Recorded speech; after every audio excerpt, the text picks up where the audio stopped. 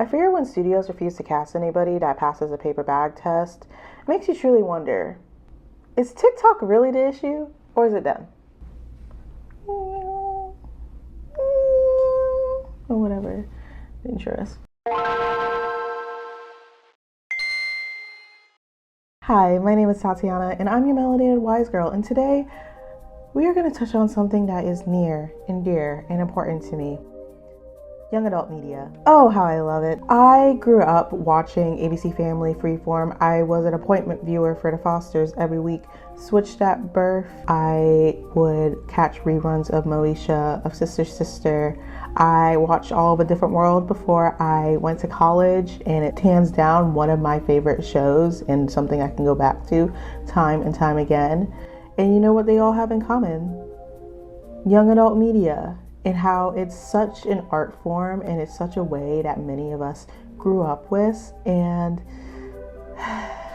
it's been quite interesting lately, that climate. So when this Deadline article came across my For You page, I went, yes, I must tune in. Then I read it and I got pissed off. And like anything that gets me upset, I spend the next week hyperfixating on it and ranting to anyone and anything about it. So sadly, you guys are just the latest victims to this. And yeah, or you're welcome. Honestly, probably more I'm sorry. So let's dive into YA media and why it's struggling, and it's 100% not the viewer's fault.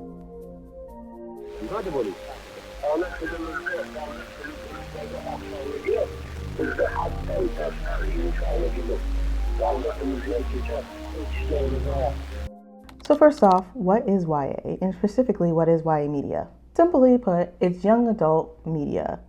It's media specifically catered to teenagers and college age audiences. Typically, the main characters are usually within the same audience, either college age or high school students, or in certain cases, high school students, and then the show goes long enough for them to go to college.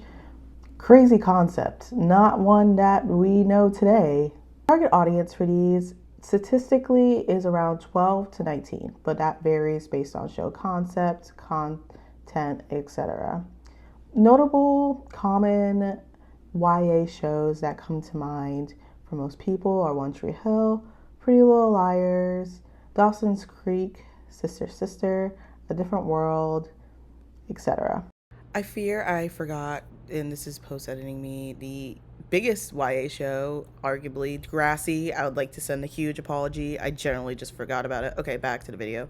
These shows are kind of staples, and there are plenty more that I haven't listed that I'm sure you're thinking of right now. They're modern day equivalents, and I mean equivalent in like what people know YA to be now, not in terms of quality or stuff like that. Do not come at me in the comments for it. I would say is The Summer I Turned Pretty, Outer Banks, EXO, Kitty, and The Sex Lives of College Girls. Some of which are mentioned in this article. Let's get to that, shall we? Before we go into this article, I would just like to state for the record that everything I'm about to say is my opinion. I do not encourage you going to find the people that wrote this article and, sending them any sort of hate or anything like that. I am simply stating what I have observed and using the article as a jumping point to my topics I'll touch on a little later in the video. That being said, I found it quite interesting. Okay, I'm not even going to be around the bush. It was definitely written within a white lens. The article titled "The Rise and Fall of YA TV: How Creators and Development Execs Are Appealing to Gen Z in the Age of TikTok" talks about the current state of young adult media in this sort of Hollywood climate. How oftentimes that there's periods of spaces where nobody wants to buy it, and then suddenly everybody wants to buy it. And that's usually the case when one of the shows end up going viral or performs crazy numbers at some point. One particular aspect of the article that I found interesting was its talk about social media, particularly TikTok in this day and age, and how companies have to learn not to fight it, but to use it to their advantage. Look, I'm not going to front that Gen Z and Gen Alpha have ultimately grown in a place where the internet has always been a thing. It has always been, for the most part, readily available to us with the rise of social media and as technology continues to grow and grow. I would say that the reason why it's this way is because of lack of content. When you have only 8 episodes to meet a character and get to know them, it makes you crave more, which is why I feel there's been a giant increase in fan fictions and edits, in turn creating more content and engagement for these shows, closing the gaps for things that filler episodes used to be able to satisfy the audience with. The viewers crave content. They fear something is missing. They may not be 100% aware of what it is, but they sense it. Just like I did when I was reading this article.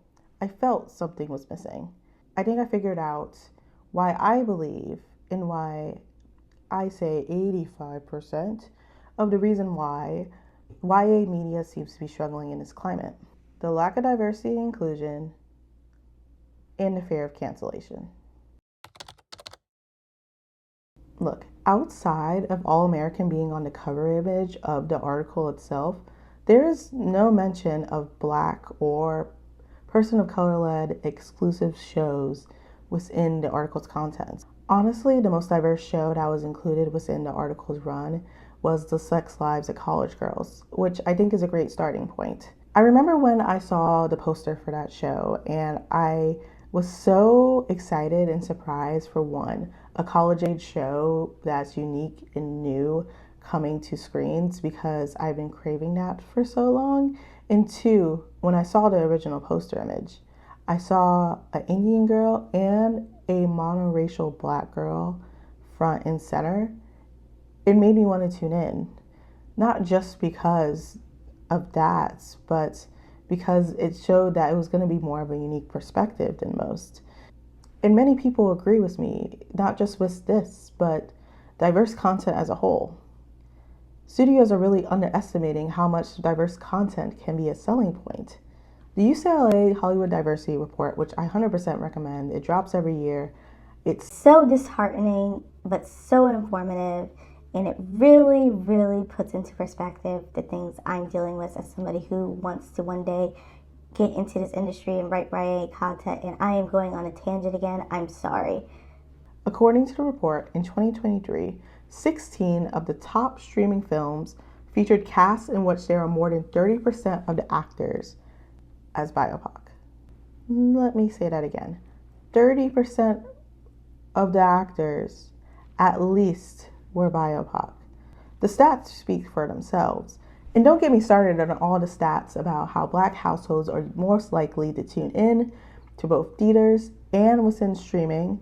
And oftentimes, their combined capital is what determines what is the top box office hit. But even though there's statistical evidence that showcase the diversity, also particularly Black people have a big say in what is popular in Hollywood, we find ourselves still ignored, even after there's evidence of time and time again Black people saving Hollywood from collapse and recession. This ongoing trend of Hollywood essentially ignoring people of color, ignoring Black people, particularly Black women, is turning off audiences more and more, especially Gen Z, who is really well known to stick to their guns when it comes to their causes. So when, let's say, the I Know What You Did Last Summer cast collage photo comes out, trying to hype up excitement for this movie, turns the conversation more to one question: where are the Black people? Particularly, where are the Black girls? Teen Vogue published an excellent op-ed about this very issue. This all sparked from a viral Twitter thread was the hashtag wherearetheblackgirls, particularly in YA, and why it's so important that this representation is heard and needed. This thread cataloged every project in 2024 that was announced that didn't feature a Black girl in their YA class. Currently, it's at 11, and we're only 2 weeks left in the year, and I fear it will add more. Like I said before, this can set a dangerous precedent for the future of Hollywood and future of representation. The actors are mentioning it, creatives are mentioning it, the audience is noticing, but yet it seems to be ignored. Even if you go to the tweet where this article and the other is highlighted, you can see the number of Black creatives that are specifically trying their hardest to get their voices and their pitches heard. And oftentimes, when these pitches get heard, there's a question. But why does they have to be Black? Why are we at a point in our society where if a character is Black, they are no longer relatable, even if you're not Black yourself? We've seen this time and time again, especially when it comes to these live action adaptations that keep happening. There are more red-haired Disney-like stars, like women who are stars in the franchise, than Black women. You get this, great, there's a person of color who's leading, followed by the obscene hate that they receive.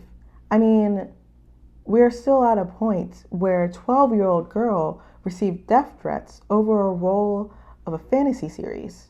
All I'm gonna say is Black Annabeth Chase is loved forever in this household. I mean, literally look at my username. You didn't think I was gonna talk about Percy Jackson in my first video. Like, what are we doing? You know, the one benefit to the lack of diversity on sets as of late is that means there's more curl cream for the Percy Jackson cast. I'm sorry, that was a really bad joke.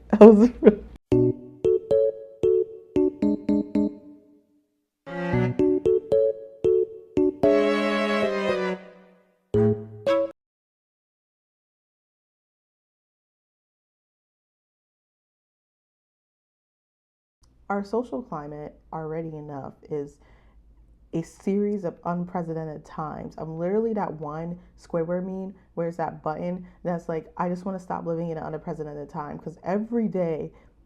So when we are starting to crave into that other side of media and lose our sense of diversity, we're losing recipes.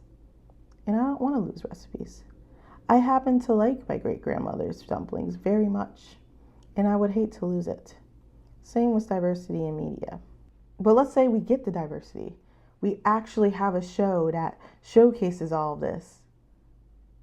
But for how long? Let's be frank.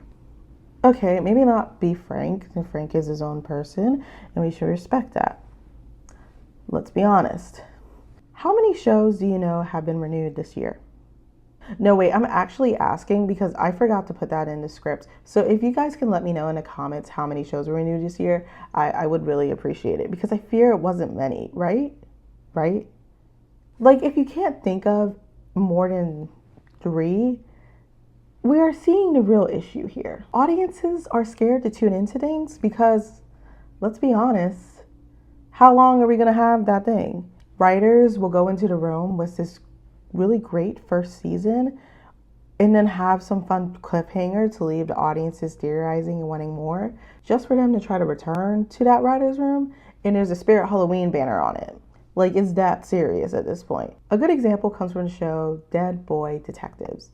Now, I didn't know much about this show, but I remember I was scrolling through Twitter and I saw this thread, and it was basically somebody being like, hey guys, here's what we can do to stop Dead Boy Detectives from, getting canceled. And I was like, okay, cool.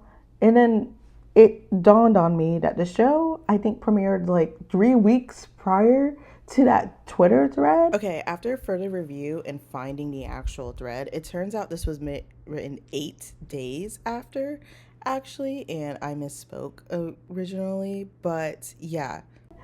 And they talked about how people are so scared to tune into shows because, let's face it, who knows if the show's gonna return? So why would I put my time and energy into it? But the fact of the matter is that The show hadn't been out a month and they were starting to campaign for the show to get renewed, because we're currently in a climate where people are so scared that their show is going to be canceled after a month. They are already beginning the petitions, the flyers, in trust that their voices will be heard more and more. Outside of harassing whatever social media manager is controlling the network's Instagram account of that week, things have gotten higher scale. If I had a nickel for every time a show had a billboard posted about Save X show, I would have like 5 nickels. And in this economy, that's a lot. I can get my cat a can of Fancy Feast. We've gotten to the point that people are shelling out hundreds, if not thousands of dollars to make their messages heard, and oftentimes to deaf ears. I mean, I get it. I too will miss these shows that you guys are doing the billboards for, but also I got a cat and bills to pay.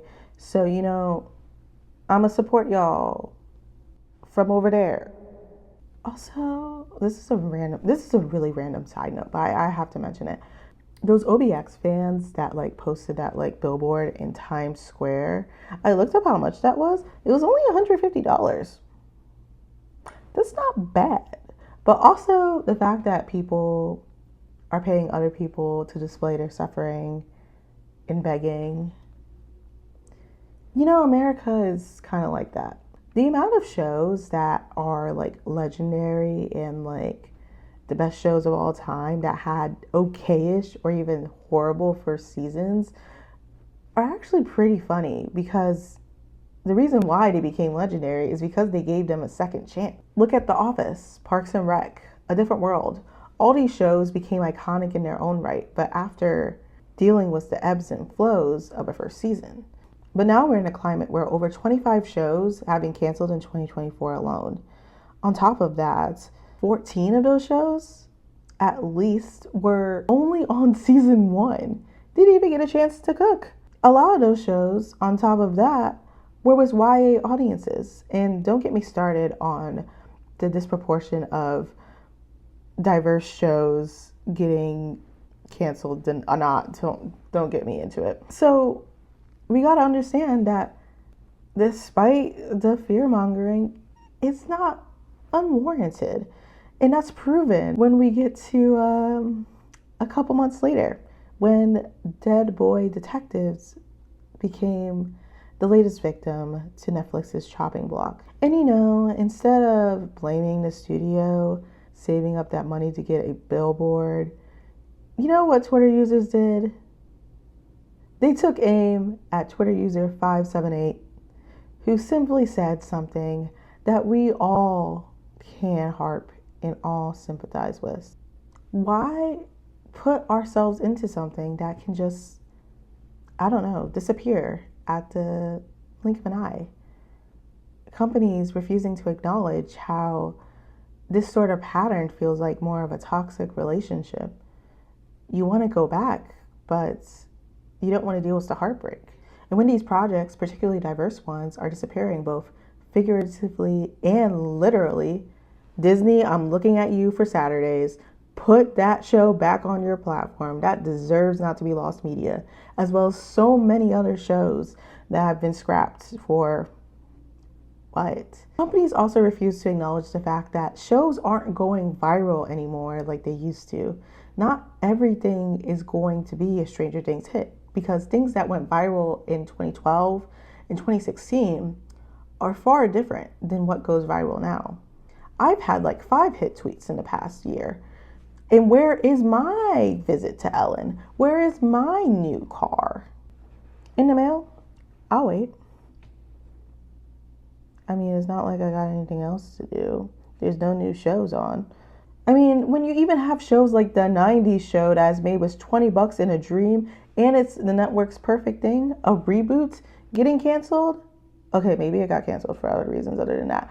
But you have to start questioning what these networks really want. Because honestly, if it's for the art, they're lying to themselves. And when you have these ailing, aging, I'm sorry I'm being ageist, but these aging old white men, executives, who refuse to pass the baton and give chances. And when we are in a risk adverse environment, when it comes to creating content, no wonder why Gen Z doesn't want to dive into it. Their favorite content can just disappear like that. We deserve new voices and new talent and new, unique content. We are bored. We don't want to see 100 more reboots, Joshua. I'm sorry. I don't know why I said Joshua. If you're named Joshua, I'm just upset. It just seemed like the first name that popped into my head. Sorry about that. If you take anything from this video, please know that your voice deserves to be heard. And that's one thing they personally can't take away. Especially if you are not in a marginalized community, I encourage you to uplift those that are. There are so many people, particularly on Twitter, that are big advocates for particularly Black and diverse media. I highly recommend you go follow them and go dive into their content. It's great. I made a starter pack on Blue Sky of diversity advocates in media.